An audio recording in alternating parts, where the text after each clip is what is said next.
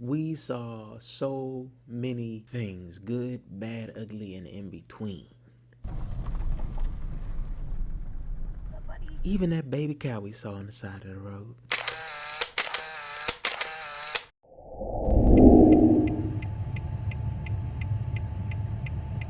Hey everybody, welcome to the Brave Vlogs. So, I decided to put on some clothes for you this morning. Yeah, wasn't gonna put on any. I chose appropriateness. Welcome to my space. You know what? No, I'm gonna hold the standard. Let me just clean up. Give me a second to clean up. All these crumbs. Where these crumbs come from? Me, clearly. But, golly, do I eat like a child? I'm clean. I'm a clean person. I'm a good person. As I mentioned in my last video, I did a tour with a company called Poetry Alive. And I was recently going through some old footage. And I found a common thread. Getting out of my comfort zone helped me to launch into a new headspace and explore a world of new possibilities. It has been almost 2 years since our tour ended. I cannot believe that. Wow. I'm sitting here thinking, what is one of the biggest things I've learned?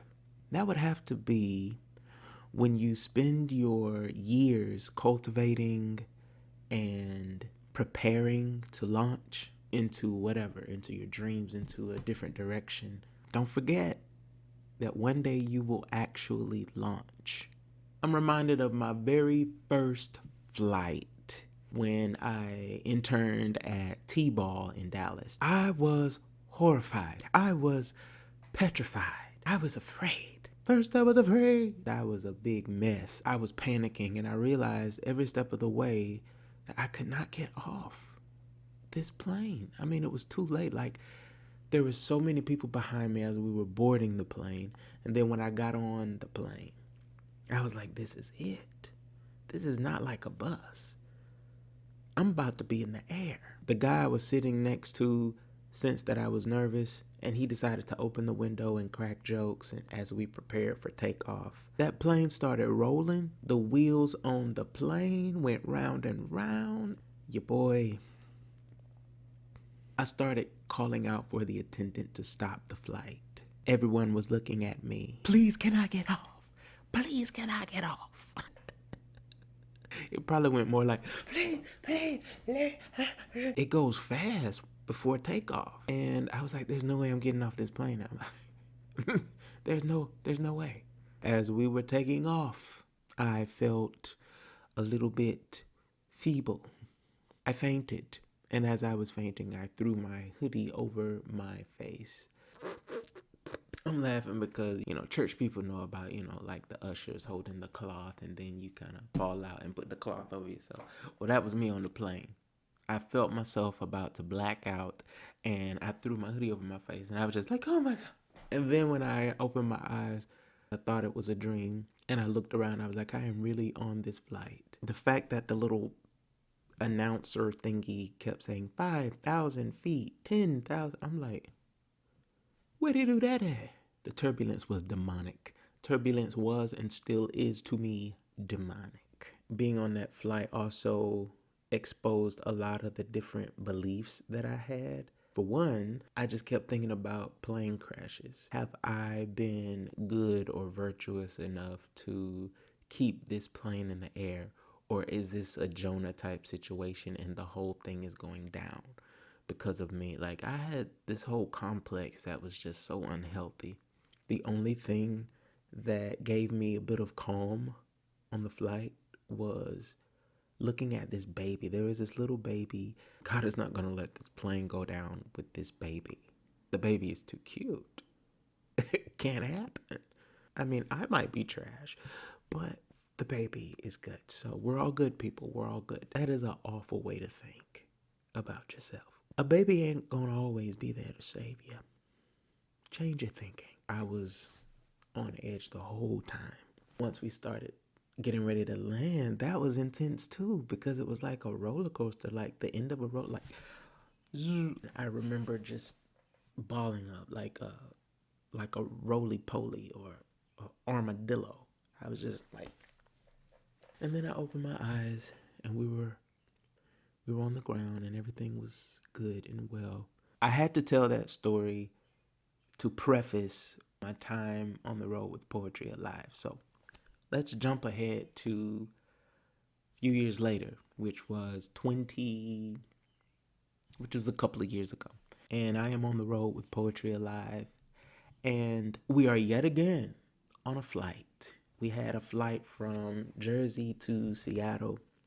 And this time, y'all, I realized that I was postured differently. Now, to be clear, to be abundantly clear, I still do not like flying, but I realized that in order to get to where I had to go, I had to fly. And birds, y'all hear these birds? Good morning. So on our flight, our Poetry Alive flight, I leaned into it. I leaned into all the feelings of nervousness. I'm like, the plane is going up anyway. I can't stop it. I might as well breathe.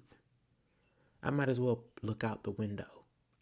I want to be able to say I looked out of the window and I saw us ascending into the air. Nothing bad is going to happen because I looked out of the window. I breathed. I still wanted to hurl when we hit turbulence. Still wanted to hurl. But I found moments of peace that I wasn't able to access in years prior. I was definitely encouraged in that moment to let go and to just surrender. And I couldn't help but think to myself, I prayed for opportunities like this, so I might as well open my arms. That whole concept of being on planes and taking flight definitely sums up my time on the road with Poetry Alive. We had a very quick start and we had to adjust constantly. Every week, someplace different. Sometimes 3 and 4 places in 1 week. And baby, the turbulence was wild. From the freaky and questionable motels to literally riding through the storms to experiencing racism on a whole different level and arguing about who was gonna drive. At one time, we almost got stuck in the snow riding through the mountains, and my teammate was a soldier for that one because we probably would have been driving down the mountain. Just like I did on that last flight, I found pockets of peace in places, and I learned to lean in. I learned to be present in New Mexico. When I got here, a guy asked me, was I going to make it down? And I didn't know what he was talking about. But apparently, this is what he meant. There was just something about it that invited me to just be still and to be present and to stop running my mind and to pay attention to what was around me, to pay attention to my thoughts, to pay attention to my breath, to just take a moment. It was so meditative.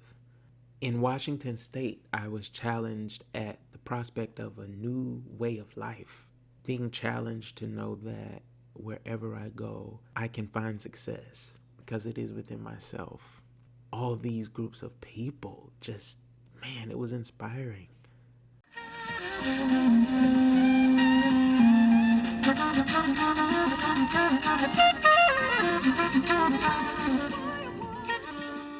Somehow,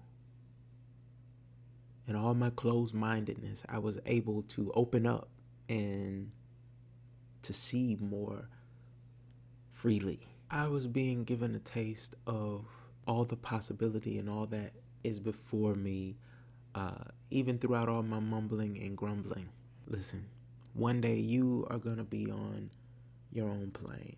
You'll have before you all the things that you have been working hard to manifest and working hard to cultivate and praying for, and all these beautiful opportunities. And then the wheels on that plane are going to start rolling. You will soon be airborne, ready or not. Won't be no stopping then. Won't be no, excuse me, can you stop the plane? If you're up, then you're up. if it's... Hey. This video is a salute to Teddy and Robin, to the people we were and the people we have become.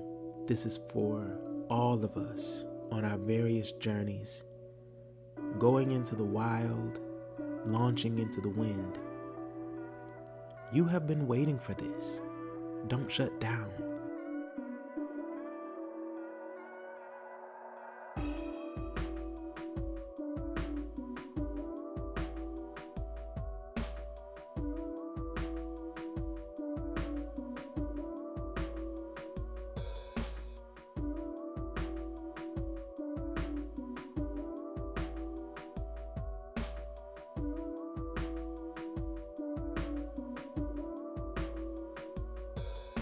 Unfurl and feel every moment.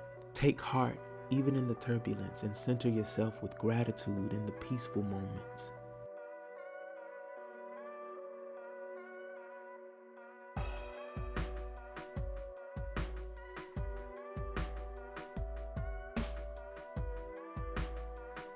Open your arms.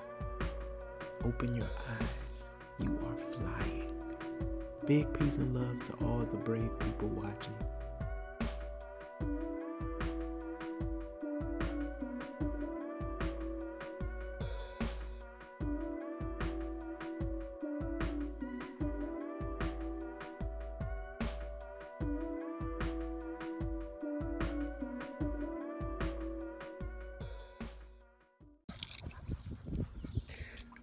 No more tour.